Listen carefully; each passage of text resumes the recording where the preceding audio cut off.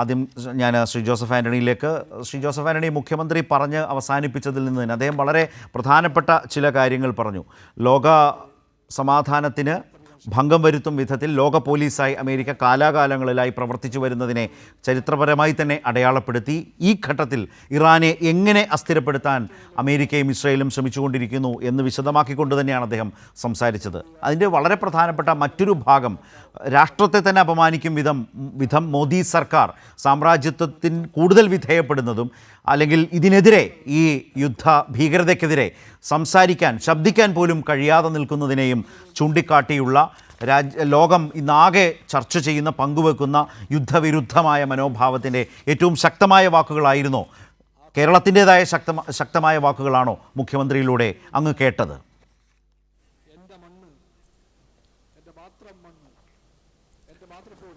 ഞാൻ വളരെ സന്തോഷത്തോടെയും അതിലേറെ അഭിമാനത്തോടെയുമാണ് ബഹുമാനപ്പെട്ട നമ്മുടെ മുഖ്യമന്ത്രിയുടെ സംഭാഷണം ഞാൻ കേട്ടുകൊണ്ടിരുന്നത്. സന്തോഷത്തിൻ്റെയും അഭിമാനത്തിൻ്റെയും കാരണം ഇന്ത്യയിൽ ഇത്രയും ശക്തമായി അന്തർദേശീയ നിയമങ്ങളെയും ആചാരങ്ങളെയും കൺവെൻഷനുകളെയും ഒക്കെ ലംഘിച്ചുകൊണ്ട് അന്തർദേശീയ തലത്തിൽ തന്നെ സാമ്രാജ്യത്വ നയങ്ങൾ സ്വീകരിക്കുന്ന, ഭരണകൂടങ്ങളെ അട്ടിമറിക്കുന്ന, ലോകസമാധാനത്തെ അട്ടിമറിക്കുന്ന ഒരു ഭരണാധികാരിക്കെതിരെയും ഭരണകൂടത്തിനെതിരെയും, പ്രധാനമായും അമേരിക്കൻ ഭരണകൂടത്തിനെതിരെയും ഇസ്രായേൽ ഭരണകൂടത്തിനെതിരെയും ഇത്രയും ചങ്കുറപ്പോടുകൂടി അതിനെ വിമർശിക്കാൻ ധൈര്യം കാണിച്ച ഇന്ത്യയിലെ ഒരേ ഒരു നേതാവാണ് നമ്മുടെ ബഹുമാനപ്പെട്ട മുഖ്യമന്ത്രി എന്ന് പറയാൻ എനിക്ക് വളരെയധികം സന്തോഷവും അഭിമാനവുമുണ്ട്. അതാണ് ഒന്നാമത്തെ കാര്യം. രണ്ട്, ശ്രീ ശരത് ഇവിടെ പറഞ്ഞതുപോലെ നമ്മൾ ഈ ലോക പോലീസ് എന്നുള്ള ആ ഒരു വിശേഷണം അവസാനിപ്പിക്കണം. കാരണം ലോക പോലീസാണെങ്കിലും പോലീസിന് ചില നിയമങ്ങൾ പാലിക്കേണ്ടതായിട്ടുണ്ട്. എന്നാൽ ഇവിടെ അമേരിക്ക എന്താണ്, ഇപ്പോൾ ലോക ഗുണ്ടയാണ്, ലോക പോലീസല്ല. കാരണം പോലീസിന് എങ്ങനെയാണെങ്കിലും കുറേ നിയമങ്ങൾ പാലിക്കേണ്ടതുണ്ട്. ലോകത്ത് നിലനിൽക്കുന്ന ഒരു നിയമങ്ങളും, അതായത് നമ്മളിവിടെ നിരന്തരം പറയുന്ന ചട്ടപ്രകാരമുള്ള ലോകക്രമം എന്നൊക്കെ പറയുമ്പോൾ ഈ ലോകത്ത് നിലനിർത്തിക്കൊണ്ട് പോകുന്ന ചില ചട്ടങ്ങളും നിയമങ്ങളുമുണ്ട്. ആ ചട്ടങ്ങളും നിയമങ്ങളും പാലിക്കാൻ നിർബന്ധിതമാണ് ഏത് രാഷ്ട്രവും. എന്നാൽ അമേരിക്കൻ പ്രസിഡന്റ് ട്രംപ് അധികാരത്തിൽ വന്നതിന് ശേഷം നമ്മൾ കാണുന്നത് എന്താണ്, ലോകത്തൊട്ടാകെ, അതായത് ഒരു ലോകം നിലനിൽക്കുന്നത് ചില അടിസ്ഥാന പ്രമാണങ്ങളുടെ ഫ്രെയിംവർക്കിനാണ്, ഘടനയ്ക്കുള്ളിലാണ്. ആ അടിസ്ഥാന പ്രമാണങ്ങളുടെ ഘടന എന്ന് പറയുന്നത് ഏറ്റവും രണ്ട് വാക്കുകളിൽ പറഞ്ഞാൽ, ഒന്ന്, ഓരോ രാജ്യത്തിൻ്റെയും പരമാധികാരത്തെ എല്ലാ രാജ്യങ്ങളും അംഗീകരിക്കണം. ഒരു രാജ്യം ശക്തമാവട്ടെ, സമ്പന്നമാവട്ടെ, ജനസംഖ്യ ഉള്ളവരാവട്ടെ, ജനസംഖ്യ ഇല്ലാത്തവരാവട്ടെ, ആയുധമുള്ളവരാട്ടെ, ആയുധമില്ലാത്തവരാവട്ടെ, ഈ രാജ്യങ്ങളുടെ എല്ലാം പരമാധികാരം ഏത് രാജ്യവും അംഗീകരിക്കണമെന്നുള്ളതാണ് ഒന്നാമത്തെ ചട്ടം. രണ്ടാമത്തത്, ഓരോ രാജ്യത്തിൻ്റെയും ആഭ്യന്തര കാര്യങ്ങളിൽ ഒരു കാരണവശാലും മറ്റൊരു രാജ്യം അത് എത്ര ശക്തമായിക്കൊള്ളട്ടെ ഇടപെടാൻ പാടില്ല. ഈ രണ്ട് കാര്യങ്ങളാണ് വാസ്തവത്തിൽ ലോകത്തെ ഇങ്ങനെ നടത്തിക്കൊണ്ടു പോകുന്നത്. എന്നാൽ ട്രംപ് വന്നതിന് ശേഷം എന്താ കാണുന്നത്? ട്രംപ് വന്നതിന് ശേഷം അദ്ദേഹം ഇപ്പോൾ നിരന്തരമായി ചെയ്തുകൊണ്ടിരിക്കുന്നത്, അമേരിക്ക നേരത്തെ ചെയ്തുകൊണ്ടിരുന്നതാണ്, എന്നാൽ ട്രംപിൻ്റെ കാലത്ത് അതിശക്തമായി അത് വ്യാപകമായി യാതൊരു നിയമങ്ങളും പാലിക്കാതെ തുടരുന്നു എന്നാണ് ബഹുമാനപ്പെട്ട മുഖ്യമന്ത്രി ഇവിടെ നമ്മളോട് പറഞ്ഞത്. ജനുവരി മാസം 3-ാം തീയതി വെനസ്വേല എന്ന് പറയുന്ന പരമാധികാര രാജ്യത്തിൻ്റെ പ്രസിഡന്റിനെയും ഭാര്യയെയും എല്ലാ നിയമങ്ങളും, അന്തർദേശീയ നിയമങ്ങളും ലംഘിച്ചുകൊണ്ട് നാർക്കോ ടെററിസ്റ്റാണ് അദ്ദേഹം എന്ന് പറഞ്ഞുകൊണ്ടാണ് പിടിച്ചുകൊണ്ട് പോയത്. ജനുവരി 3-ാം തീയതിയാണ് അദ്ദേഹം കൊണ്ടുപോയത്. ഇന്ന് ഫെബ്രുവരി ആദ്യത്തെ ആഴ്ച കഴിഞ്ഞിരിക്കുന്നു എന്ന് പറഞ്ഞാൽ 2 മാസം കഴിഞ്ഞിരിക്കുന്നു. ഈ 2 മാസം കഴിഞ്ഞിട്ടും അദ്ദേഹം നാർക്കോ ടെററിസ്റ്റ് ആണ് എന്ന് പറയുന്ന ഒരു തെളിവെങ്കിലും ലോക സമൂഹത്തിൻ്റെ മുമ്പിൽ കാഴ്ചവെക്കാൻ അമേരിക്കൻ ഭരണകൂടത്തിനായിട്ടില്ല. എന്ന് പറഞ്ഞാൽ ബഹുമാനപ്പെട്ട മുഖ്യമന്ത്രി പറഞ്ഞതുപോലെ അവിടുത്തെ എണ്ണയിൽ കണ്ണുവെച്ചുകൊണ്ട് ആ ഭരണകൂടത്തെ അട്ടിമറിച്ച ഭരണകൂടത്തിൻ്റെ ആ രാഷ്ട്രത്തിൻ്റെ മുഴുവൻ എണ്ണയും സ്വന്തമാക്കി അത് വിറ്റ് കാശാക്കുക എന്ന് പറയുന്ന നീച ലക്ഷ്യം വെച്ചുകൊണ്ടാണ് അദ്ദേഹം അത് ചെയ്തത്. രണ്ടാമത്തത്, ഫെബ്രുവരി മാസം 28-ാം തീയതി ഇറാനെതിരെയും ആക്രമണം നടത്തിയ ഭരണകൂടത്തെ മാറ്റുക എന്ന് പറയുന്നതിൻ്റെ പിന്നിൽ സാമ്രാജ്യത്വ ലക്ഷ്യങ്ങൾക്ക് പുറമെ അവിടുത്തെ എണ്ണ കൈവശപ്പെടുത്തി ലോകരാഷ്ട്രീയത്തെ നിയന്ത്രിക്കുക എന്ന് പറയുന്ന അമേരിക്കയുടെ വളരെ ദീർഘകാല പദ്ധതിയാണ് എന്ന് നമുക്ക് കാണാൻ കഴിയും. അതോടൊപ്പം ഇതിൻ്റെ ഭാഗമായി നമ്മൾ കാണേണ്ട കാര്യം, പശ്ചിമേഷ്യയെ പൂർണ്ണമായും ഇസ്രായേൽ എന്ന് പറയുന്ന ഈ ലോകത്തെമ്മാടി എന്ന് പറയുന്ന രാഷ്ട്രം ആ രാഷ്ട്രത്തിന് വിട്ടുകൊടുക്കാൻ വേണ്ടിയിട്ടുള്ള ഒരു പദ്ധതി കൂടി അതുണ്ട്. അതാണ് വാസ്തവത്തിൽ പശ്ചിമേഷ്യയെ ഈ അരാജകത്വത്തിലേക്ക് തള്ളിവിടുന്ന ഇസ്രായേലിൻ്റെ നിരന്തരമായ നയമാണ് ഈ ആക്രമണത്തിൽ നമ്മൾ കണ്ടത്. അതിനെയും അതിശക്തമായി നമ്മുടെ പ്രധാനമന്ത്രി വിമർശിക്കുന്നത് കണ്ടു. ഒറ്റ വാചകം ഞാൻ പറഞ്ഞുകൊണ്ട് നിർത്താം. ലോക പോലീസ് എന്ന് പറയുന്ന വാക്ക് നിർത്തിക്കൊണ്ട് ഇത് ലോക ഗുണ്ടയാണ് അമേരിക്കയും അതോടൊപ്പം തന്നെ ഇസ്രായേലും എന്നുകൂടി നമ്മൾ ഈ നറേറ്റീവ്സിൽ മാറ്റം വരുത്തണം എന്നുകൂടി എനിക്കൊരു അഭ്യർത്ഥന. വളരെ ശക്തമായൊരു നിരീക്ഷണവും ആവശ്യവും തന്നെയാണ്. മുമ്പ് ഇമ്പീരിയലിസത്തിന് അപ്പുറത്തേക്ക് ട്രംപീരിയലിസം നടപ്പാക്കുന്ന നിലയിലേക്ക് ട്രംപ് മാറുന്നതിനെക്കുറിച്ച് കഴിഞ്ഞ ചർച്ചയിൽ ശ്രീ ജോസഫ് ആൻ്റണി പറഞ്ഞത് ഞാൻ ഓർക്കുന്നു. അത്ര ഗൗരവമായി ഈ വിഷയത്തെ കാണേണ്ടത് തന്നെയാണ്. പലവിധ ന്യായീകരണങ്ങൾ പല കോണിൽ നിന്ന് പറയാൻ ശ്രമിക്കുമ്പോഴും യാഥാർത്ഥ്യം അത് തുറന്നു പറഞ്ഞുകൊണ്ടേയിരിക്കണം, ജനങ്ങളുടെ അടുത്തേക്ക് അത് എത്തിച്ചുകൊണ്ടേയിരിക്കണം എന്നുള്ളത് വളരെ പ്രധാനപ്പെട്ട കാര്യമാണ്. ആ ഒരു ദൗത്യമാണ് ഇന്നിപ്പോൾ മുഖ്യമന്ത്രിയിൽ നിന്ന് നമ്മൾ കണ്ടത്. അതേക്കുറിച്ചാണ് ശ്രീ ജോസഫ് ആൻ്റണി ഇപ്പോൾ സംസാരിച്ചത്. ഞാൻ മുമ്പ് സൂചിപ്പിച്ചതുപോലെ നമ്മുടെ പ്രവാസി മലയാളി സുഹൃത്തുക്കൾ കൂടി നമ്മൾക്കൊപ്പം ചേരുകയാണ്. ദോഹയിൽ നിന്ന് ശ്രീ EM സുധീറുണ്ട്, ജമാലുദ്ദീനെ എനിക്ക് കാണാം ദുബൈയിൽ നിന്ന് നമ്മൾക്കൊപ്പം ചേരുന്നുണ്ട്, അതുപോലെ തന്നെ സുബൈർ കണ്ണൂർ. ഇവർ രണ്ടുപേരും ലോക കേരള സഭാംഗമാണ്. ഞാൻ ശ്രീ സുധീറിലേക്ക് വരുമ്പോൾ ഞാൻ പ്രവാസികളായ നമ്മുടെ മലയാളി സുഹൃത്തുക്കൾ അവിടുത്തെ പ്രവാസി സമൂഹത്തിലൊക്കെ വളരെ വളരെ സജീവമായി പ്രവർത്തിച്ചു കൊണ്ടിരിക്കുന്ന ആളുകൾ തന്നെയാണ്. നിങ്ങളെ കൂടിയൊക്കെ ഈ ചർച്ചയിലേക്ക് എത്തിച്ചതിൻ്റെ ഒരു പ്രധാനപ്പെട്ട കാരണം കഴിഞ്ഞ ദിവസം മുഖ്യമന്ത്രി ലോക കേരള സഭാംഗങ്ങളുമായി ഓൺലൈനിൽ സംസാരിച്ച് എന്താണ് അവിടുത്തെ അവസ്ഥ, മലയാളി പ്രവാസി സമൂഹം എങ്ങനെ പോകുന്നു, എന്തൊക്കെയാണ് കാര്യങ്ങൾ എന്ന് ചർച്ച ചെയ്തിരുന്നു. അവിടെ നിന്ന് നിങ്ങൾ നൽകിയ വിവരങ്ങളുടെയൊക്കെ അടിസ്ഥാനത്തിൽ മുഖ്യമന്ത്രി ഇന്നലെ മലയാള മാധ്യമ മേഖലയിലെ മാധ്യമ സ്ഥാപനങ്ങളുടെ എഡിറ്റർമാരുമായി ഓൺലൈനിൽ സംസാരിച്ചിരുന്നു. കൈരളയെ പ്രതിനിധീകരിച്ച് ഞാൻ ആ യോഗത്തിൽ പങ്കെടുത്തിരുന്നു. അദ്ദേഹം വളരെ പ്രധാനമായി പറഞ്ഞൊരു കാര്യം, മുഖ്യമന്ത്രി പറഞ്ഞൊരു കാര്യം, പ്രവാസികളെ ആശങ്കപ്പെടുത്തുന്ന വിധത്തിലേക്ക് യുദ്ധത്തെ ഒരു ഹരമായി കണ്ട് ചിത്രീകരിക്കാനോ പറയാനോ ഒന്നും തുനിയരുത് എന്നുള്ള ഒരു അപേക്ഷ അദ്ദേഹം മുന്നോട്ട് വെച്ചു. കേരളത്തിൻ്റെ മാധ്യമങ്ങളുടെ മുഴുവൻ എഡിറ്റർമാരും അത് പൂർണ്ണ മനസ്സോടുകൂടി ഏറ്റെടുത്തുകൊണ്ട് തന്നെ ആ നിലയിൽ തന്നെയാണ് പോകുന്നത് എന്ന് പറഞ്ഞുകൊണ്ട് തന്നെ ജാഗ്രതയോടെ അക്കാര്യത്തിൽ മുന്നോട്ട് പോകാം എന്ന് പറഞ്ഞുകൊണ്ട് നിരവധിയായ പ്രശ്നങ്ങൾ അവതരിപ്പിച്ചു. ഞങ്ങളുടെയൊക്കെ അഭിപ്രായം മുഖ്യമന്ത്രി കേട്ടു. എന്നിട്ട് അദ്ദേഹം ആ മീറ്റിങ്ങിൽ അത് കൺക്ലൂഡ് ചെയ്തുകൊണ്ട് തന്നെ കേന്ദ്ര സർക്കാരിലേക്ക് കൂടുതൽ സമ്മർദ്ദം ചെലുത്താനും വിമാന സർവീസുകൾ, വിമാനക്കൂലിയുടെ കാര്യങ്ങൾ, ഇതിലൊന്നും ഒരു സംസ്ഥാനത്തിന് കാര്യമായി ഒന്നും ചെയ്യാൻ കഴിയുന്ന കാര്യമില്ല, പക്ഷേ കേന്ദ്രത്തിൽ സമ്മർദ്ദം ചെലുത്താം, കേന്ദ്രത്തെ വീണ്ടും ഇക്കാര്യങ്ങൾ അറിയിക്കാം, നിരന്തരം പറഞ്ഞുകൊണ്ടിരിക്കാം എന്ന് മുഖ്യമന്ത്രി പറഞ്ഞു. ഇന്നതിനനുസരിച്ച് പ്രധാനമന്ത്രിക്ക് ഇക്കാര്യങ്ങളിലൊക്കെ ചൂണ്ടിക്കാട്ടി കത്തയക്കുന്നത് കൂടി ഒരു വാർത്തയായി ഞങ്ങൾക്കൊക്കെ നൽകാൻ സാധിച്ചു എന്നതുകൂടി ആമുഖമായി പറയട്ടെ. ശ്രീ സുധീർ, ഈ പശ്ചാത്തലത്തിൽ കൂടിയാണ് നിങ്ങൾ തന്നെ പറയട്ടെ, നിങ്ങൾ തന്നെ പറയൂ എന്ന നിലയിൽ ഇത്തരം ചർച്ചകളിലേക്ക് കൈരളി ന്യൂസ് നിങ്ങളെ പങ്കെടുപ്പിക്കുന്നത്. ഒരു തരത്തിലും മലയാളി സമൂഹത്തെ ആശങ്കപ്പെടുത്താതെ നാട്ടിലും അവിടെയും കഴിയുന്ന മനുഷ്യരെ കണ്ടുകൊണ്ട് തന്നെ ഈ കാര്യങ്ങൾ ചർച്ച ചെയ്ത് സംസാരിച്ചു പോകണം. എന്താണ് ഖത്തർ, ദോഹ സാഹചര്യം മലയാളികളും പൊതുവിൽ പ്രവാസികളും ഇപ്പോൾ അനുഭവിക്കുന്നതും നിങ്ങളുടെ ജീവിതവും അവിടുത്തെ പ്രതിസന്ധി? ഇന്നിപ്പോൾ കണ്ട വാർത്താ ഏജൻസികളിൽ കണ്ട ഒരു കാര്യം കൂടി ഞാൻ സൂചിപ്പിക്കും. ഇപ്പോൾ ഇറാൻ്റെ മിസൈലുകളും ഡ്രോണുകളും വലിയ തോതിൽ ഖത്തർ നശിപ്പിച്ചതിനെക്കുറിച്ചുള്ള വാർത്തകളൊക്കെ വരുന്നുണ്ട്. ജനജീവിതത്തെക്കുറിച്ച് സുധീർ. തീർച്ചയായും ശരത്ത്, ഇവിടെ കഴിഞ്ഞ കുറച്ച് ദിവസങ്ങളായിട്ട് നമുക്കറിയാവുന്നതുപോലെ ജനങ്ങൾ കുറച്ച് ആശങ്കയിലായിരുന്നു. എന്നാൽ ഇപ്പോ ആ ആശങ്കയ്ക്ക് അടിസ്ഥാനമില്ല. ആളുകളൊക്കെ അത് സ്വീകരിക്കാൻ തയ്യാറായിട്ടുണ്ട്. ഈ യാഥാർത്ഥ്യത്തെ ഉൾക്കൊള്ളാൻ ഇങ്ങനൊരു സാഹചര്യം ഇവിടെ ഉണ്ട്.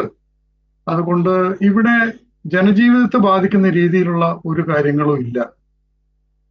ചില ആക്രമണങ്ങൾ ഉണ്ടാവുന്നുണ്ടെങ്കിൽ തന്നെ അതൊക്കെ നിർവീര്യമാക്കുകയും ഇവിടെ താമസിക്കുന്ന ജനങ്ങൾക്ക് ആകെ സുരക്ഷിതത്വം ഉറപ്പുവരുത്തുന്നതിൽ ഇവിടുത്തെ സർക്കാരൊക്കെ വളരെയധികം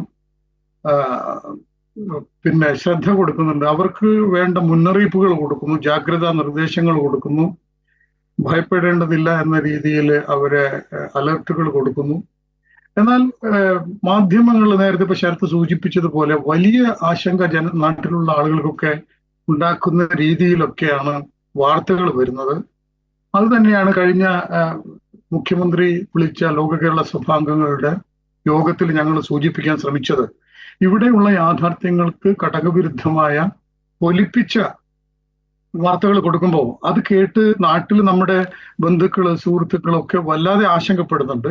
അത്തരമൊരു സാഹചര്യം ഒഴിവാക്കണമെന്ന് മുഖ്യമന്ത്രിയോട് നമ്മൾ അഭ്യർത്ഥിച്ചു. അതിന്റെ ഭാഗമായിട്ടായിരിക്കണം അദ്ദേഹം അന്ന് ഞങ്ങൾക്ക് ഉറപ്പ് തന്ന പോലെ മീഡിയകളുടെ ആളുകളെയൊക്കെ വിളിച്ച് സംസാരിച്ചിട്ടുണ്ടാവുക. ഇവിടെ വളരെ ഞങ്ങൾ അനുഭവിക്കുന്ന ഒരു പ്രശ്നം എന്ന് പറയുന്നത് തീർച്ചയായിട്ടും യാത്ര സംബന്ധമായ പ്രശ്നങ്ങളാണ്. അതായത് ഇപ്പോൾ എയർപോർട്ടൊക്കെ അടച്ചിരിക്കുകയാണ്. അതുകൊണ്ട് യാത്ര ചെയ്യാൻ കഴിയുന്നില്ല എന്നുള്ളൊരു പ്രശ്നമുണ്ട്. പക്ഷെ അതിന് പരിഹാരമായിട്ട് ഇപ്പോ ഒരു സാധ്യത ഖത്തറിലുള്ളവർക്ക് മുന്നിൽ വന്നിട്ടുള്ളൊരു സാധ്യത സൗദി വഴി നാട്ടിലേക്ക് പോകാനുള്ള ഒരു സാഹചര്യം ഉണ്ട്, നിലവിലുണ്ട്. ഇവിടുന്ന് ബസ് മാർഗം റിയാദിലേക്കോ പോയി ദമാമിലേക്കോ പോയിട്ട് അവിടുന്ന് നാട്ടിലേക്ക് എത്താവുന്ന ഒരു സാഹചര്യമുണ്ട്. ഇപ്പൊ ഇന്ന് ഇന്ത്യൻ എംബസിയുമായിട്ട് ബന്ധപ്പെട്ട് അങ്ങനെ അടിയന്തരമായി യാത്ര ചെയ്യേണ്ടവർക്ക് എംബസിയുമായി പേര് രജിസ്റ്റർ ചെയ്തുകൊണ്ട് അങ്ങനെ ഒരു സൗകര്യം കൂടി സൃഷ്ടിച്ചിട്ടുണ്ട്. ഇവിടെ തുടക്കം മുതൽ ഇവിടുത്തെ ഭരണാധികാരികളാവട്ടെ ഇന്ത്യൻ എംബസി ആവട്ടെ അത്തരം കാര്യങ്ങളൊക്കെ അതീവമായിട്ടുള്ള ശ്രദ്ധ കാണിക്കുന്നുണ്ട്.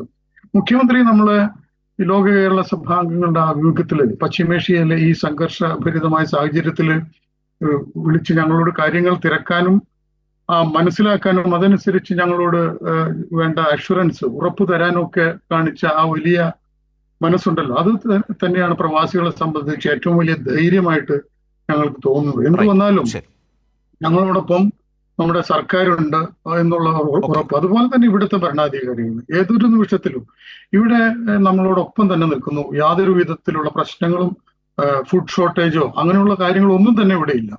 നമുക്ക് യഥേഷ്ടം അങ്ങനെ ഇറങ്ങി നടക്കാൻ കഴിയാത്തൊരവസ്ഥയുണ്ടെന്ന് മാത്രമേ ഉള്ളൂ. അലർട്ട് വരുന്ന സമയങ്ങളിൽ നമ്മൾ ജാഗ്രത പാലിച്ച് ആ നിർദ്ദേശങ്ങൾ പാലിച്ച് ഇപ്പോൾ പോകുന്നു എന്നുള്ളതാണ് ഇപ്പോഴത്തെ ഒരു അവസ്ഥ. എന്നാൽ ഇത് തുടർന്ന് നീണ്ടു പോവുകയാണെങ്കിൽ അത് നമ്മുടെ ഇവിടുത്തെ ബിസിനസ് ചെയ്യുന്ന പ്രവാസികളെ, അത്തരം ആളുകളെയൊക്കെ വളരെ ദോഷകരമായിട്ട് ബാധിക്കും എന്നുള്ളൊരു വസ്തുതയാണ്. നമ്മൾ പ്രതീക്ഷിക്കുന്നത് അധികം നീണ്ടുപോകാതെ തന്നെ ഇത് പ്രത്യാശിക്കുന്നത് ഇത് അവസാനിപ്പിക്കും എന്ന് തന്നെയാണ്. ചർച്ചയിലൂടെ പരിഹരിക്കപ്പെടേണ്ട ഒരു കാര്യമായിരുന്നു. എന്നാൽ സുധീർ പറഞ്ഞതുപോലെ ഈ സാഹചര്യം നീണ്ടുപോയാൽ ഈ പറഞ്ഞതുപോലെ ഗൾഫ് രാജ്യങ്ങളെ അത് കൂടുതൽ ബാധിക്കും, ലോകത്തെ ആകെ തന്നെ അത് ബാധിക്കും, വലിയൊരു ഇന്ധന നീക്കത്തെ ബാധിക്കുന്നു, പലതരം പ്രശ്നങ്ങളുണ്ട്. അത് ഗൾഫ് രാജ്യങ്ങളെ കൂടുതലായി ബാധിക്കും. അതിലേക്ക് പോകാത്ത വിധം ലോകത്തിന്റെ ശ്രദ്ധയുണ്ടാകണം എന്നതിലേക്കൊരു വലിയ സമ്മർദ്ദം അതാണ് ഉണ്ടാകേണ്ടത്. അതെ, നമ്മൾ പ്രവാസികൾ ആവശ്യപ്പെടുന്നത് തന്നെയാണ്.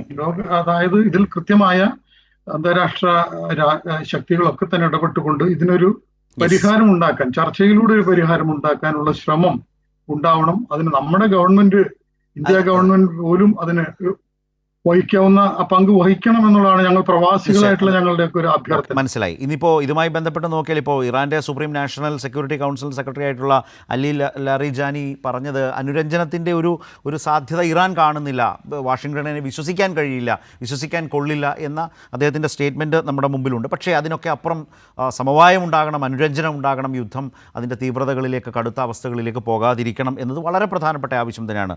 ഇപ്പോൾ ബഹ്റൈനിൽ നിന്ന് സുബൈർ കൂടി നമ്മൾക്കൊപ്പം ചേരുന്നുണ്ട്. സുബൈർ കണ്ണൂർ. സുബൈർ, എങ്ങനെയുണ്ട് ബഹ്റൈനിലെ ഇപ്പോഴത്തെ ഒരു അവസ്ഥ? ഇപ്പോൾ ഇൻ്റർനാഷണൽ ഏജൻസീസിൽ കണ്ട വാർത്തയുടെ ഒരു കാര്യം, ഇറാൻ്റെ മിസൈൽ അവിടുത്തെ ഒരു ഇൻഡസ്ട്രിയൽ ടൗണിലെ സർക്കാരിൻ്റെ സ്റ്റേറ്റ് ഓയിൽ റിഫൈനറി ആക്രമിച്ചു എന്ന തരത്തിലൊരു വാർത്തയാണ് കണ്ടത്. ജനജീവിതത്തെ ആശങ്കപ്പെടുത്തും വിധത്തിൽ ബഹ്റൈനിൽ കാര്യങ്ങൾ ഉണ്ടോ? ഇന്ന് 7ാം ദിവസമാണ് ഇത് യുദ്ധം ആരംഭിച്ചത്, അതായത് ഒരാഴ്ച പിന്നിട്ടിരിക്കുന്നു. എന്താണ് ബഹ്റൈനിലെ ഒരു പൊതുസ്ഥിതി, എന്താണ് പറയാവുന്നത്? ശരത്, ജമാലെ, അതുപോലെ തന്നെ ഇപ്പോ സ്വാഭാവികമായിട്ടും ബഹ്റൈനില് കഴിഞ്ഞ ശനിയാഴ്ച രാവിലെ 11:45 തുടങ്ങിയ മിസൈല് ഡ്രോൺ ആക്രമണം ഇതുവരെ അവസാനിച്ചിട്ടില്ല. പക്ഷെ അതിനെ ശക്തമായ രീതിയിൽ നേരിടാൻ ഈ രാജ്യം സന്നദ്ധത കാണിക്കുന്നുമുണ്ട്. അത് പ്രവാസികളെ സംബന്ധിച്ചിടത്തോളം ഒരു വലിയ കരുത്തായിട്ടാണ് കാണുന്നത്. കാരണം ഒരു കാഷ്വാലിറ്റി പോലും റിപ്പോർട്ട് ചെയ്യാതെ ഈ 7 ദിവസം കടന്നുപോയി എന്ന് പറയുന്നത് നമുക്കൊക്കെ അഭിമാനത്തോടെ പറയാൻ കഴിയും. ഈ സമയത്താണ് നമ്മുടെ ബഹുമാനപ്പെട്ട മുഖ്യമന്ത്രി നമ്മുടെ നാടിന്റെ പിന്തുണ നൽകാൻ വേണ്ടി ലോക കേരള സഭ അംഗങ്ങളുടെ യോഗം വിളിച്ചു ചേർത്ത് എല്ലാ മലയാളികളെയും സകലമാന അഭിപ്രായ വ്യത്യാസം മാറ്റി നിർത്തിക്കൊണ്ട് നിങ്ങൾ ഒരു കുടക്കീൽ അണിനിരുന്നു കൊണ്ട് ഈ സാഹചര്യത്തെ നേരിടാൻ തയ്യാറാവണമെന്ന്. അപ്പൊ നാട് സുബൈർ, ഞാൻ ഒരു കാര്യം ചോദിച്ചോളട്ടെ. ഇങ്ങനെ ഈ അവിടെ എന്താ സ്ഥിതി, എങ്ങനെയുണ്ട് കാര്യങ്ങൾ എന്ന് മുഖ്യമന്ത്രി, നിങ്ങൾ ലോക കേരള സഭാംഗങ്ങളുടെ യോഗം വിളിക്കുമ്പോൾ ഇപ്പോൾ ബഹ്റൈനിൽ നിന്നുള്ള ലോക കേരള സഭാംഗങ്ങളായിട്ടുള്ള നിങ്ങൾ ഈ ബഹ്റൈൻ്റെ എല്ലാ മേഖലകളിലെയും പ്രവാസി സംഘടനകൾ, മലയാളി അസോസിയേഷനുകളൊക്കെയായി ബന്ധപ്പെട്ട് ആളുകളുമായി സംസാരിച്ച് ഒരു പൊതുവിവരം ശേഖരിച്ചിട്ടാണോ ആ യോഗത്തിൽ മുഖ്യമന്ത്രിക്ക് വിവരങ്ങൾ കൈമാറിയത്? തീർച്ചയായും നമ്മൾ ഈ സ്ഥലം വളരെ ചെറിയ സ്ഥലമായതുകൊണ്ട് തന്നെ നമ്മൾ ദൈനംദിനമായി എല്ലാ സാമൂഹിക സംഘടനകളും അതിന്റെ നേതാക്കളും ആശയവിനിമയം നടത്തിക്കൊണ്ടേയിരിക്കുന്നുണ്ട്. അതുപോലെ തന്നെ എംബസി പോലുള്ള സംവിധാനങ്ങൾ എങ്ങനെ ഉപയോഗപ്പെടുത്താൻ വേണ്ടി കഴിയും, ഉം. ആ ആ ആ പിന്നെ രീതിയിലും കാര്യങ്ങൾ നമ്മൾ നീക്കിക്കൊണ്ടിരിക്കുന്നുണ്ട്. ഒരു ഒരു പിന്നെ മരണം മാത്രമേ ഇവിടെ റിപ്പോർട്ടിൽ, അത് ബംഗ്ലാദേശ് സ്വദേശിയാണ്. അത് ഇവിടുത്തെ സർക്കാർ തന്നെ അതിന്റെ കൃത്യമായ രീതിയിലുള്ള ഇടപെടൽ നടത്തിയിട്ടുണ്ട്. ഈ പിന്നെ അവിടെ ഏത് ബഹ്റിനിലെ അടിയന്തര സാഹചര്യം ആക്രമണം നേരിടാൻ കൂടുതലും ആരോഗ്യ ഈ മേഖല എവിടെ ഏത് മേഖല കേന്ദ്രീകരിച്ചാണ്? ഈ പറഞ്ഞ പോലെ US ബേസ് കേന്ദ്രീകരിച്ചാണോ? അതെ, ജുഫേർ എന്ന് പറയുന്ന സ്ഥലത്ത് US ബേസ് കേന്ദ്രീകരിച്ചിട്ടാണ് ആദ്യത്തെ ആക്രമണം നടന്നത്. അതിനുശേഷം മീന സൽമാൻ എന്ന് പറയുന്ന, അതായത് അമേരിക്കൻ ഈ സംവിധാനങ്ങളൊക്കെ ഉള്ള സ്ഥലങ്ങൾ തന്നെയാണ് ഇതൊക്കെ. പിന്നെ പ്രധാനപ്പെട്ട 1-2 ബിൽഡിങ്ങുകളിൽ പിന്നെ മിസൈൽ ആക്രമണം നടന്നിട്ടുണ്ടായിരുന്നു. പക്ഷെ അവിടെയൊന്നും ആളപായം ഒരിക്കൽ പോലും റിപ്പോർട്ട് ചെയ്തിട്ടില്ല. ഓക്കെ, ഏതായാലും അപ്പൊ അതുകൊണ്ട് തന്നെ ഈ നാട് വളരെ പിന്നെ അത് മാത്രമല്ല, നമ്മളെ ബഹ്റൈൻ പതിവ് പോലുള്ള സംഘടനകൾ ഈ സമയത്ത് രക്തദാനം നടത്തിക്കൊണ്ട് ഈ നാടിന് പിന്തുണ കൊടുക്കണം. അതാണ് മലയാളികളുടെ ഏറ്റവും വലിയ പ്രത്യേകത. മലയാളി കൂട്ടായ്മകൾ രക്തദാനം നൽകിക്കൊണ്ട് നമ്മുടെ ഈ നാടിന് പിന്നെ പിന്തുണ നൽകിക്കൊണ്ട്. ഒരു കാര്യം കൂടി, നേരത്തെ പറഞ്ഞതുപോലെ ഇപ്പോൾ സ്കൂളുകളും എല്ലാം അടക്കി ഓൺലൈൻ പഠനവും അങ്ങനെയൊക്കെയാണോ കാര്യങ്ങൾ? അതുപോലെ തന്നെ ഫുഡ് ഷോർട്ടേജ്, നേരത്തെ സുധീർ പറഞ്ഞു ദോഹയോ ഖത്തറിനെ സംബന്ധിച്ച് അങ്ങനത്തെ പ്രശ്നങ്ങളില്ല. അക്കാര്യങ്ങളിലൊക്കെ ബഹ്റിനും കാര്യങ്ങൾ സേഫ് ആണോ? ഇല്ല, ഒരു ഫുഡ് ഷോർട്ടേജും ഇതുവരെ റിപ്പോർട്ട് ചെയ്തിട്ടില്ല. അതെ, അത് മാത്രമല്ല, ഇന്നലെ പിന്നെ ബഹുമാനപ്പെട്ട ഭക്ഷ്യമന്ത്രി അബ്ദുള്ള ആദിൽ ഫക്രു സെൻട്രൽ മാർക്കറ്റ് സന്ദർശിച്ചുകൊണ്ട് എവിടെയെങ്കിലും വിലക്കയറ്റമോ ഭക്ഷണത്തിന്റെ ലഭ്യത കുറവോ ഉണ്ടെന്ന് നേരിട്ടുള്ള പരിശോധന നടത്തുമ്പോൾ നമ്മുടെയൊക്കെ ആത്മവിശ്വാസം വർദ്ധിക്കുകയാണ് എന്ന് മാത്രമേ ഈ അവസരത്തിൽ പറയാനുള്ളൂ. പിന്നെ നെട്ടൽ മാറാത്ത രാത്രികളുണ്ട് എന്നുള്ളത് വസ്തുത തന്നെയാണ്. കാരണം ഈ ആക്രമണം ഇങ്ങനെ നടക്കുമ്പോൾ സ്വാഭാവികമായിട്ടുണ്ടാകുന്ന ഒരു സമ്മർദ്ദം ഉണ്ടല്ലോ, ഒരു ടെൻഷൻ അല്ലേ, എല്ലാവരും, കുട്ടികളായാലും. അതെ. പിന്നെ മറ്റൊരു കാര്യം പ്രധാനമായിട്ടും ശരദ ശ്രദ്ധിക്കേണ്ടത്, സൈനിക നീക്കങ്ങൾ ചിത്രീകരിക്കുന്നതും അത് പ്രചരിപ്പിക്കുന്നതും കർശനമായ പിന്നെ വിലക്ക് നമ്മുടെ BDF-ന്റെ ഭാഗത്ത് വന്നിട്ട് അത് തികച്ചും അത് അനിവാര്യമായ കാര്യം തന്നെയാണ്. കാരണം അതാണ് നിങ്ങൾ തന്നെ ഇപ്പൊ പറഞ്ഞു, മുഖ്യമന്ത്രി ലോക കേരള സഭ അംഗങ്ങളുടെ യോഗം വിളിച്ച് മാധ്യമങ്ങൾ സ്വീകരിക്കുന്ന നടപടിയെ സംബന്ധിച്ച് അത് പശ്ചിമേഷ്യയിലെ എല്ലാ പ്രതിനിധികളും ഒന്നടങ്കം പ്രതിഷേധ സ്വരത്തിൽ പറഞ്ഞതാണ് മുഖ്യമന്ത്രിയോട്. നമ്മൾ അനുഭവിക്കാത്ത കാര്യങ്ങൾ എന്തേ നിങ്ങൾ ഇങ്ങനെ പ്രചരിപ്പിക്കുന്നത്? ശരി, തീർച്ചയായും പറഞ്ഞത് താങ്ക് യു സുബൈർ. അത് വളരെ പ്രധാനപ്പെട്ട കാര്യങ്ങളാണ്. ജമാൽ, ഒന്ന് ക്വിക്കായിട്ട്, അതായത് ഇപ്പോൾ ഈ പറഞ്ഞ ആശങ്കപ്പെടുത്തുന്ന നിലയിലേക്ക് റിപ്പോർട്ടിംഗ് പോരുത്. എല്ലാ മാധ്യമങ്ങളും പറഞ്ഞത് ഞങ്ങളുടെ അവിടെ നിന്ന് തരുന്ന ബ്യൂറോകൾ, ലേഖകന്മാർ തരുന്നത്, റിപ്പോർട്ടേഴ്സ് തരുന്നത് മാത്രമാണ് കൊടുക്കുന്നത് എന്ന് കേരളത്തിലെ മുഴുവൻ മാധ്യമങ്ങളും മുഖ്യമന്ത്രിയോട് ഇന്നലെ വിശദീകരിച്ചപ്പോൾ ഞാനും അതിൽ പങ്കാളിയായിരുന്നു. ഞാനും അത് തന്നെയാണ് പറഞ്ഞത്, ആശങ്കപ്പെടുത്തുന്ന നിലയിൽ റിപ്പോർട്ടിംഗ് ഉണ്ടാകില്ല. പക്ഷേ ഒരു കാര്യം ഇവർ പറഞ്ഞതെന്ന് പറയാം, അവിടുത്തെ മലയാളി സുഹൃത്തുക്കളൊക്കെ തന്നെ ഇത്തരം ദൃശ്യങ്ങൾ, ഇപ്പോൾ സുബൈർ പറഞ്ഞതുപോലെ ഒക്കെയുള്ള ദൃശ്യങ്ങൾ മൊബൈലിൽ ചിത്രീകരിച്ചിട്ട് കേരളത്തിലേക്ക് അയക്കുന്നു, നമ്മുടെ സോഷ്യൽ മീഡിയയിലൂടെ പ്രചരിക്കുന്നു എന്നതുകൂടി നമ്മൾ കാണണം. അതിനുകൂടി ഒരു നിയന്ത്രണം ആ നാട്ടിൽ ജീവിക്കുന്ന നമ്മുടെ സുഹൃത്തുക്കളുടെ ഭാഗത്തു നിന്നുണ്ടാകണം. ഇതുകൂടി കണ്ടുകൊണ്ടും കൊടുത്തുകൊണ്ടും ഒക്കെ പറയുമ്പോൾ ആളുകൾ വല്ലാതെ പരിഭ്രാന്തർ ആകുന്നൊരു സാഹചര്യം, അത് പ്രധാനപ്പെട്ട ഒരു കാര്യം. അതുപോലെ തന്നെ ഇപ്പോൾ നാട്ടിൽ നിന്ന് മടങ്ങി അവിടേക്ക് ജോലി സംബന്ധമായിട്ടൊക്കെ അവധി കഴിഞ്ഞ് വരാൻ കഴിയാതെ നാട്ടിൽ കുടുങ്ങിപ്പോയവരില്ലേ, അവിടെ വിസിറ്റിംഗ് വിസയിലും മറ്റും വന്നിട്ട് ഈ പറഞ്ഞതുപോലെ മടങ്ങി വരാൻ കഴിയാതെ പോകുന്ന മനുഷ്യർ, അങ്ങനെയൊക്കെയുള്ള തരം ആളുകളുടേതൊക്കെ ആയിട്ടുള്ള ആശങ്കകളുമൊക്കെ ഇതിനിടയിലില്ലേ? ഇത്തരം പ്രശ്നങ്ങളുണ്ടല്ലോ ജമാൽ. തീർച്ചയായും ശരത്ത്, ഇവിടെ ഈ റിപ്പോർട്ടിങ്ങുമായി ബന്ധപ്പെട്ട് നിരവധിയായ നിയന്ത്രണങ്ങൾ അധികൃതർ നേരത്തെ തന്നെ പറഞ്ഞിട്ടുണ്ട്. ഔദ്യോഗിക സ്രോതസ്സുകൾ മാത്രം വിവരങ്ങൾക്കായി ആശ്രയിക്കണം, അത്തരം ദൃശ്യങ്ങളും ചിത്രങ്ങളും മാത്രമേ പ്രദർശിപ്പിക്കാവൂ അല്ലെങ്കിൽ പ്രസിദ്ധീകരിക്കാവൂ എന്ന് അധികൃതർ കർശനമായി ആദ്യം തന്നെ പറഞ്ഞിട്ടുണ്ട്. പക്ഷെ ഇതിനിടയിലാണ് ഈ സോഷ്യൽ മീഡിയയിലും ചില മാധ്യമങ്ങളൊക്കെ തന്നെയും പലയിടത്തു നിന്ന് കിട്ടുന്ന വാർത്തകൾ, ചിത്രങ്ങൾ, അത് ചിലത് വ്യാജമായതൊക്കെ തന്നെ പ്രചരിപ്പിക്കുന്നത്. ഇതിന്റെ ഭാഗമായി കർശന നടപടിയുടെ ഭാഗമായി ഏറ്റവും അവസാനം ഖത്തറിൽ 194 പേർക്കെതിരെ കർശന നടപടി ഉണ്ടായിട്ടുണ്ട്. മറ്റൊന്ന് ശരത്ത് സൂചിപ്പിച്ച ഈ വിമാന സൗകര്യങ്ങളുടെ കാര്യത്തിൽ, അതുപോലെ തന്നെ ഇവിടെ കുടുങ്ങിക്കിടക്കുന്ന ആളുകളുടെ കാര്യത്തിലൊക്കെ തന്നെയും ഇനിയും അതിനെ സഹായിക്കാൻ വേണ്ടി കേരള സർക്കാരിന്റെ തന്നെ കഴിഞ്ഞ ദിവസം നോർക്ക സഹായ കേന്ദ്രങ്ങൾ ആരംഭിച്ചിട്ടുണ്ട്. എല്ലാ ഗൾഫ് രാജ്യങ്ങളിലും ഇത്തരത്തിലുള്ള സഹായ കേന്ദ്രങ്ങളുണ്ട്. അവിടേക്ക് നിരവധിയായ കോളുകളാണ് വന്നുകൊണ്ടിരിക്കുന്നത്. കാരണം ഇവിടെ വിസിറ്റിംഗ് വിസയിൽ എത്തി അവസാനം ഈ വിസ കാലാവധി കഴിഞ്ഞ ആളുകളുണ്ട്. അവർക്ക് ഇനി ഇവിടെ തന്നെ തുടരാനുള്ള സാമ്പത്തികമായ സാഹചര്യങ്ങൾ ഉണ്ടാവില്ല. പക്ഷെ അതിനെ സഹായിക്കാൻ വേണ്ടി ഏതെങ്കിലും തരത്തിൽ അവർക്ക് സഹായം എത്തിക്കാൻ കഴിയുമെന്നതിനെ സംബന്ധിച്ചാണ് ഈ നോർക്ക സഹായ കേന്ദ്രങ്ങൾ തുടങ്ങിയത്. അതിന് മികച്ച പ്രതികരണമാണ്. നിരവധിയായ കോളുകൾ വരുന്നുണ്ട്.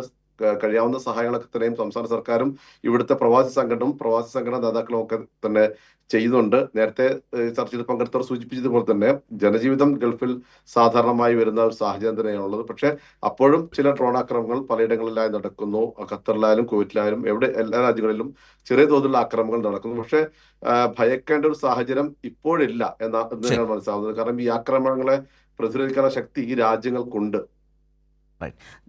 ഏതായാലും ജമാലാകട്ടെ ഇതുപോലെ സുബൈർ ബഹ്റൈനിൽ നിന്ന്, അതുപോലെ സുധീർ ദോഹയിൽ നിന്ന്, ഖത്തറിൽ നിന്നൊക്കെ സംസാരിക്കുന്നതിൽ നിന്ന് തന്നെ അവിടുത്തെ അവസ്ഥ എന്താണ്, നമ്മുടെ സുഹൃത്തുക്കളും അവരുടെ കുടുംബവും മലയാളികളാകെയും അല്ലെങ്കിൽ ഇന്ത്യൻ പ്രവാസികളൊക്കെ എങ്ങനെ കഴിയുന്നു, എന്താണ് അവരുടെ അവസ്ഥ എന്നതിനെ സംബന്ധിച്ച് നേരിട്ട് തന്നെ മനസ്സിലാക്കുക എന്ന ഉദ്ദേശത്തോടെയാണ് അത് ചെയ്ത്. ഒരാഴ്ച പിന്നിട്ടു. ഇവിടെ നിന്ന് കാര്യങ്ങൾ കുറേ കൂടി വേഗത്തിൽ പരിഹരിക്കപ്പെടട്ടെ, ലഘൂകരിക്കപ്പെടട്ടെ ഈ സംഘർഷം, സമ്മർദ്ദം എന്നുള്ളതാണ് സാഹചര്യം. സുധീർ, ഞാൻ ഒരു കാര്യം കൂടി ഒന്ന് ചോദിച്ചോളട്ടെ. ഇപ്പോൾ നേരത്തെ ഈ പറഞ്ഞ പോലെ ഇപ്പോൾ ഈ ഇടവേളയുടെ സമയത്താണ് ഞങ്ങളുടെ തന്നെ ഒരു സഹപ്രവർത്തകൻ ഇപ്പോൾ കുവൈറ്റിലാണ് പോയിട്ടുണ്ട്, വിനോദ് എന്ന് പറഞ്ഞിട്ട്. അദ്ദേഹത്തിൻ്റെ വിസിറ്റിംഗ് വിസയിൽ പോയതാണ്. ആ വിസിറ്റിംഗ് വിസ കാലാവധി കഴിഞ്ഞിരിക്കുന്നു, മടങ്ങി വരാൻ കഴിയാത്ത സാഹചര്യം. ഇത് എല്ലാ രാജ്യങ്ങളിലും സംഭവിച്ചിരിക്കാൻ, ഈ ഗൾഫ് രാജ്യങ്ങളിലൊക്കെ അത്തരം ഒരു അവസ്ഥ ഉണ്ടാവില്ലേ? കുറേ കൂടി ആശങ്കപ്പെടുത്തുന്ന ഒരു സാഹചര്യമാണ് അവരെയൊക്കെ സംബന്ധിച്ച്. അത് നിങ്ങളുടെ ശ്രദ്ധയിലേക്ക് വരുന്നുണ്ടോ അത്തരം കേസുകൾ? അതിലെന്താണ് ഇപ്പോൾ ഈ രാജ്യങ്ങൾ എടുക്കുന്നൊരു നിലപാട്? വിസ കാലാവധി കഴിഞ്ഞവരുമൊക്കെ മടങ്ങി വരാൻ കഴിയാതെ നിൽക്കുന്നവരുണ്ടെങ്കിൽ? വിസിറ്റ് വിസ, ടൂറിസ്റ്റ് വിസയ്ക്ക് വന്നിട്ടുള്ള ആളുകൾക്കൊക്കെ വിസ എക്സ്പയർ ആയ കാര്യങ്ങളൊക്കെ ഉണ്ട്. അപ്പോ ഇവിടുത്തെ ഗവൺമെന്റ് അവർക്ക് സൗജന്യമായി ഒരു മാസത്തെ വിസ റിന്യൂ ചെയ്ത് കൊടുക്കുന്ന ഒരു സ്ഥിതിയുണ്ട്. അതുകൊണ്ട് വിസയുടെ കാര്യത്തിൽ അവർക്ക് പ്രശ്നമില്ല. ഏതായാലും വിമാനത്താവളം അല്ലെങ്കിൽ തുറക്കുന്ന സാഹചര്യത്തിൽ അവർക്ക് യാത്ര ചെയ്യാൻ കഴിയും. അത്യാവശ്യമുള്ളവർക്ക് സൗദി വഴിയും യാത്ര ചെയ്യാനുള്ള ഒരു സൗകര്യമുണ്ട്. മറ്റൊരു കാര്യം സൂചിപ്പിക്കാനുള്ളത്, ഇപ്പോ നോർക്കയുടെ ഒരു നിർദ്ദേശപ്രകാരം നമ്മളിവിടെ ഒരു നോർക്ക ഹെൽപ്പ് ഡെസ്ക് ആരംഭിച്ചിട്ടുണ്ട്. അതില് ലോക കേരള സഭാ അംഗങ്ങളുണ്ട്, വളണ്ടിയർമാര് 5 പേരടങ്ങുന്ന ഒരു ടീമുണ്ട്. അപ്പൊ നിരവധി കോളുകളാണ് പലരിൽ നിന്ന് നമുക്ക് ലഭിച്ചുകൊണ്ടിരിക്കുന്നത്. അപ്പൊ അത് ചിലര് ഈ വിസയുടെ മായിട്ട് ബന്ധപ്പെട്ട കാര്യങ്ങൾ അറിയാത്തവരുണ്ട്. അത്തരം കാര്യങ്ങളൊക്കെ അവർക്ക് പറഞ്ഞു കൊടുക്കും. ട്രാവൽ ചെയ്യാൻ പറ്റാത്ത ഒരു സാഹചര്യം ഉള്ളത് അവർക്ക് അതിനുവേണ്ട നിർദ്ദേശങ്ങൾ കൊടുക്കും. അത്തരം നിരവധി കോളുകൾ വരുന്നുണ്ട്. എന്നാൽ പോലും ഇവിടെ എല്ലാവരും, ഒരുവിധം ആളുകളൊക്കെ തന്നെ ആ കാര്യത്തിലൊക്കെ ബോധവാന്മാരാണ്. നമുക്ക് അവരെ അത് പറഞ്ഞ് മനസ്സിലാക്കാനൊക്കെ കഴിയുന്നുണ്ട്. അപ്പോൾ ഇവിടുത്തെ ഗവൺമെന്റ് വളരെ അനുഭാവപൂർവമാണ് ഇത്തരം കാര്യങ്ങളിലൊക്കെ നിലപാടെടുക്കുന്നത്. അതുകൊണ്ട് തന്നെയാണ് അവർ ഇപ്പോൾ ഫ്രീ ആയിട്ട് അല്ലെങ്കിൽ ഒരു സൗജന്യമായി വിസ ഒരു മാസത്തേക്ക് പുതുക്കി നൽകാൻ തീരുമാനിച്ചിട്ടുള്ളത്. അത്തരം ആശങ്കകൾക്കൊന്നും ഇവിടെ ഇപ്പോൾ സാധ്യതയില്ല. എല്ലാ രാജ്യങ്ങളിലും അതുപോലുള്ള ഒരു സമീപനം സ്വീകരിക്കുമെന്ന് തന്നെയാണ് ഞാൻ വിചാരിക്കുന്നത്. റൈറ്റ്. ഇത്തരം കാര്യങ്ങൾ ചോദിക്കുന്നത് എന്തുകൊണ്ടാണെന്ന് വെച്ചാൽ ആളുകൾക്ക് നിങ്ങളിൽ നിന്ന് കിട്ടുന്ന മറുപടി അതൊരു ആശങ്കയിൽ ഒരു വ്യക്തതയാണ്. അതുകൊണ്ടാണ്, അത് നല്ലതുമാണ്. കാരണം ഇതൊന്നും അറിയാതെ നിൽക്കുന്നവർക്ക് ആത്മവിശ്വാസം പകരാനും ആശങ്കപ്പെടേണ്ട എന്ന് പറയാനും ഒക്കെ. Sudheer, thank you. കുവൈറ്റിൽ നിന്ന് സജി കൂടി ചേരുന്നുണ്ട്. സജി, എന്താണ് കുവൈറ്റിലെ ഒരു പൊതുസ്ഥിതി? എന്താണ് ഇന്നിപ്പോൾ മുമ്പ് ഞാൻ പറഞ്ഞല്ലോ, അന്താരാഷ്ട്ര മാധ്യമങ്ങളൊക്കെ നോക്കിയാൽ അവിടുത്തെ US എംബസി സസ്പെൻഡ് ചെയ്തു, അടച്ചു എന്നതൊക്കെ പോലുള്ള വിവരങ്ങൾ വരുന്നുണ്ട്. പല ഗൾഫ് രാജ്യങ്ങളിലും US കേന്ദ്രങ്ങൾക്ക് നേരെയാണ് ഇപ്പോൾ ഈ മിസൈലും ഡ്രോണും ഒക്കെ വന്നുകൊണ്ടിരിക്കുന്നത്. കുവൈറ്റിൽ നേരത്തെ അത്തരം വാർത്തകൾ ഉണ്ടായിരുന്നു. ഇപ്പോഴെന്താണ് പൊതുസ്ഥിതി കുവൈറ്റിനെ സംബന്ധിച്ച്, പ്രവാസികളെ സംബന്ധിച്ച്? പ്രവാസികളെ സംബന്ധിച്ച് പൊതുവിൽ മറ്റു സ്ഥലങ്ങളിലെ പോലെ തന്നെ വളരെയേറെ ആശങ്കാജനകമായിട്ടുള്ള രീതിയിൽ തന്നെയാണ് ജീവിതങ്ങൾ മുന്നോട്ട് പോകുന്നത്. ഈ പറയപ്പെടുന്നതിലൂടെ കഴിഞ്ഞ ശക്തമായിട്ട് നിന്നത് ഇന്ന് വെളുപ്പിന് വീണ്ടും ഈ രീതിയിലുള്ള മിസൈൽ ആക്രമണങ്ങളും മറ്റുമൊക്കെ തന്നെ രീതിയിലേക്കാണ് പുറത്തു വരികയും അതോടൊപ്പം തന്നെ അതിന് അപായ സൂചന എന്നുള്ള നിലയിൽ സേനം മുഴങ്ങുന്ന സംഭവങ്ങളെല്ലാം തന്നെ നടന്നുകൊണ്ടിരിക്കുകയാണ്. ഇവിടെ പ്രധാനമായിട്ടും ഈ ദൃശ്യമാധ്യമങ്ങളിലുള്ള ഈ സത്യസന്ധമായ അല്ലാത്ത വാർത്തകൾ പ്രചരിപ്പിക്കുന്നതിലേക്കുള്ള കാര്യങ്ങൾ വരുന്നുണ്ട്. അതിനെതിരായിട്ട് ശക്തമായ രീതിയിലുള്ള നിയമ നടപടികൾ ഇവിടുത്തെ ഭാഗത്തു നിന്ന് ഉണ്ടാവുകയും ചെയ്യുന്നുണ്ട്. അത് പൊതുവെ കഴിഞ്ഞ മാസം മുഖ്യമന്ത്രി ഉൾപ്പെടെയുള്ള നേതൃത്വത്തിൽ വിളിച്ചിട്ടുള്ള യോഗത്തിൽ കൃത്യമായ രീതിയിലുള്ള നിർദ്ദേശവും കൂടി നമ്മുടെ പൊതുവായിട്ടുള്ള സംഘടനാ പ്രവർത്തകർക്ക് കൊടുത്തിരുന്ന ആവശ്യമില്ല വാർത്തകൾ എന്ന രീതിയിലേക്ക് പോകരുത് എന്നുള്ള നിലയിലേക്ക്. അതോടൊപ്പം തന്നെ ഈ നാട്ടിലിപ്പം മരണപ്പെട്ടുള്ള ഒട്ടനവധി ആളുകളുടെ ബന്ധുമിത്രാദികൾ ഇവിടെ വിസ വന്നിട്ടുള്ള ആളുകളുണ്ട്. അതോടൊപ്പം തന്നെ ഈ കഴിഞ്ഞ 28-ാം തീയതി മറ്റ് സ്ഥലങ്ങളിൽ ട്രാൻസിറ്റ് ബന്ധപ്പെട്ട കുവൈറ്റ് എയർവേസ് ഉൾപ്പെടെയുള്ള വിമാനങ്ങൾ കുവൈറ്റിൽ ഇവിടെ കിടക്കുകയും ഇന്നലെയും ഇന്നുമായിട്ട് അതിനകത്ത് നല്ലൊരു ശതമാനം ആളുകളെ തിരിച്ച് സൗദി വഴി നാട്ടിലേക്ക് എത്തിക്കുന്നതിനുള്ള ശ്രമം നടന്നുകൊണ്ടിരിക്കുന്നത്. ഇന്നും ഒരു ടീം ഏതാണ്ട് 25ഓളം വരുന്ന ആളുകൾ ഉച്ചയ്ക്ക് ഇവിടുന്ന് കുവൈറ്റിൽ നിന്ന് പുറപ്പെട്ട് നാളെ വൈകിട്ട് ജിദ്ദയിൽ ശേഷം രാത്രി 9 മണിക്കുള്ള സംവിധാനം ചെയ്തിട്ടുള്ളത്. അതിന് പ്രധാനമായിട്ടും ലോക കേരള സഭാംഗങ്ങളും അതുപോലെ തന്നെ IBBC ബിസിനസ് കൗൺസിലിന്റെ ഭാഗത്തു നിന്നുള്ള പ്രവർത്തനം ഉൾപ്പെടെ അതുകൊണ്ട് തന്നെ എംബസിയാണ്. എംബസി ഇതിന് വേണ്ടുന്ന എല്ലാ സഹായങ്ങളും ചെയ്യുന്നുണ്ട്.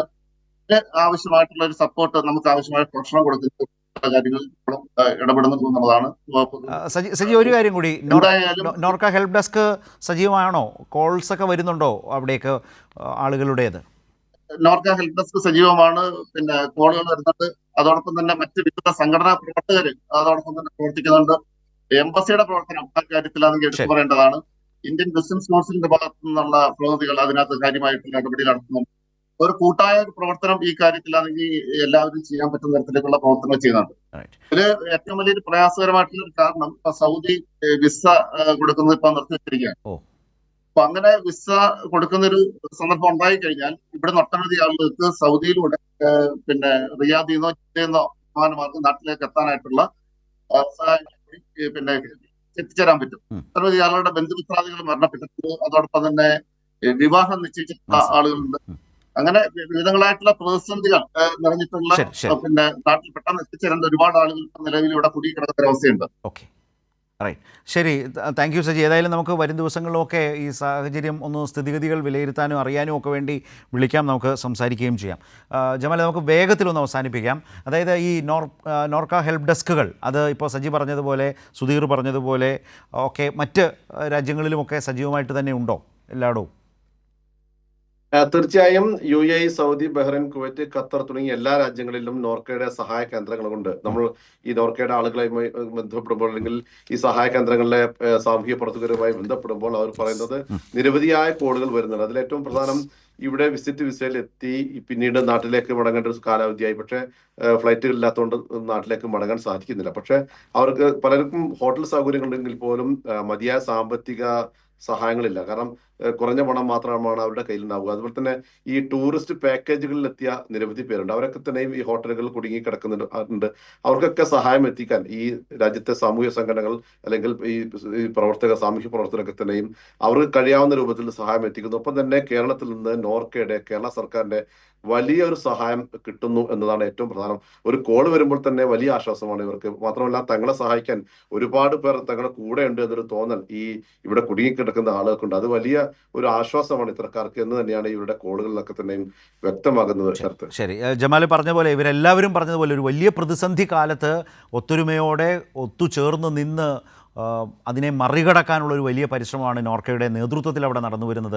മലയാളി സംഘടനകളും ഒക്കെ ചേർന്ന് എന്നുള്ള വളരെ ആശ്വാസകരമായ ഒരു കാര്യം അവരിൽ നിന്ന് തന്നെ കേൾക്കാനായി എന്നുള്ളതാണ് ഏറ്റവും പ്രധാനപ്പെട്ട കാര്യം. ശ്രീ ജോസഫ് ആൻ്റണി, താങ്കളെ സംബന്ധിച്ചും നമ്മുടെ ഗൾഫ് രാജ്യങ്ങളെ സംബന്ധിച്ച് ഇപ്പോൾ കേട്ട നേരിട്ട് അവരിൽ നിന്ന് അവരുടെ അനുഭവങ്ങൾ കേൾക്കുന്നതും അതിനെ അവരതിജീവിക്കാൻ നടത്തുന്ന പരിശ്രമങ്ങളുമൊക്കെ താങ്കളെ സംബന്ധിച്ചും ആശ്വാസം പകരുന്നത് തന്നെയാണോ? ഇപ്പോൾ ഇവർ പറഞ്ഞത് വെച്ചാണ് ഗൾഫ് രാജ്യങ്ങളിലെ ഈ അവസ്ഥ ഒരർത്ഥത്തിൽ ആശങ്കയാണ്. എന്നാൽ കൂടുതൽ ആശങ്കപ്പെടുത്തും വിധത്തിലേക്ക് വാർത്തകൾ റിപ്പോർട്ട് ചെയ്യാതെ പോകുക എന്നുള്ളത് മാധ്യമങ്ങളുടെയും ഉത്തരവാദിത്വമാണ്. ശരിയായി റിപ്പോർട്ട് ചെയ്യുക എന്നുള്ളത്.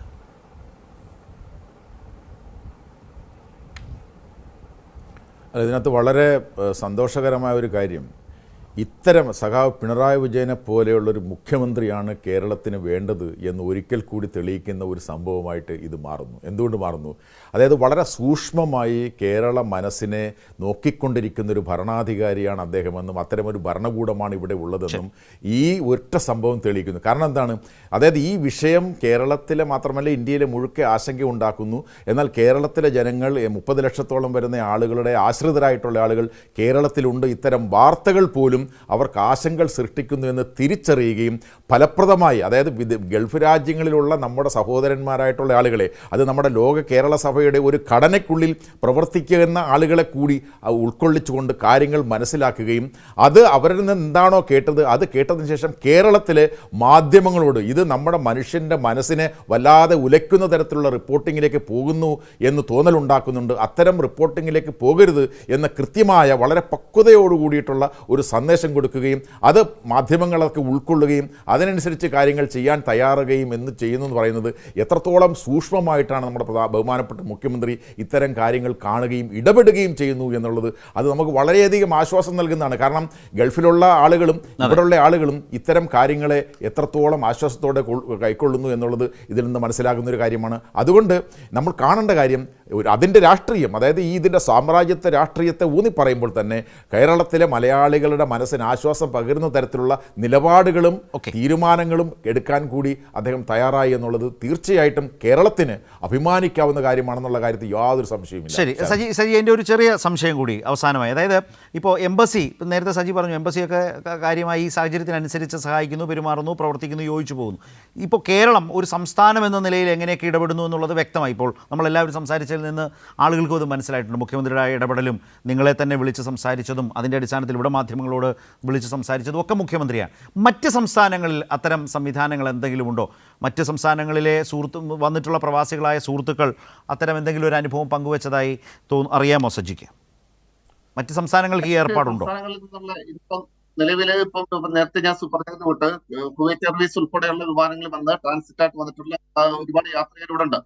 അതിനകത്ത് മലയാളികളായിട്ടുള്ള വളരെ കുറച്ചാളാണ് മറ്റ് സംസ്ഥാനങ്ങളിൽ നിന്നുള്ള. പക്ഷെ അവരായിട്ട് തന്നെ മറ്റ് സംസ്ഥാനങ്ങളിൽ നിന്നുള്ള പ്രതിനിധികൾ, പക്ഷെ ബന്ധുക്കളൊക്കെ വന്ന് കാണുന്നതിനപ്പുറത്തായിട്ട് ഒരു സർക്കാർ സംവിധാനത്തിലുള്ള പ്രതിനിധികൾ വന്ന് കാണുന്നില്ല. അവിടെ എല്ലാം തന്നെ എംബസിയാണ് ആ കാര്യത്തിൽ ഇടപെട്ടത്.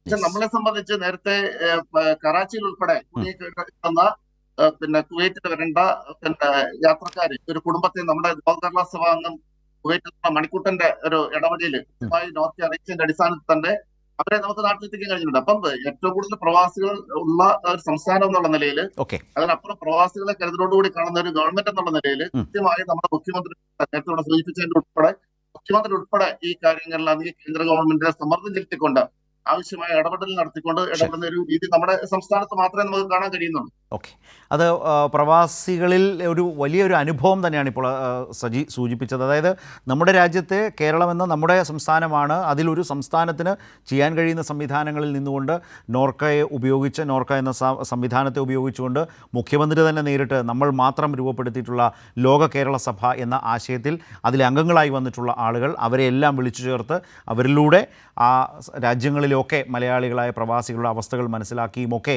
അതിനനുസരിച്ച് പ്രവർത്തിച്ച് മുന്നോട്ട് പോകുന്നത്.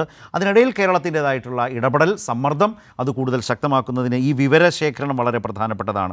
അതെല്ലാം നടക്കുന്നു എന്ന വിവരം നമ്മളെ സംബന്ധിച്ച് വളരെ ആശ്വാസകരമാണ് എന്നത് വളരെ പ്രധാനപ്പെട്ട കാര്യം. അതുപോലെ വ്യാജ വാർത്തകൾ ആശങ്കപ്പെടുത്തും വിധത്തിൽ പ്രചരിപ്പിക്കരുത് എന്ന് പറയുന്നതിൻ്റെ ഗൗരവത്തെ ചൂണ്ടിക്കാട്ടാൻ ഒരു കാര്യം കൂടി സൂചിപ്പിക്കാം. ഇപ്പോൾ സൗദി അറേബ്യയും ബഹ്റൈനെയും തമ്മിൽ ബന്ധിപ്പിക്കുന്ന കിങ് ഫഹദ് കോസ്വേ പാലം ഇറാൻ്റെ മിസൈൽ ആക്രമണത്തിൽ തകർന്നു എന്ന രീതിയിൽ പ്രചരിക്കുന്ന വീഡിയോ വൈറലാണ്.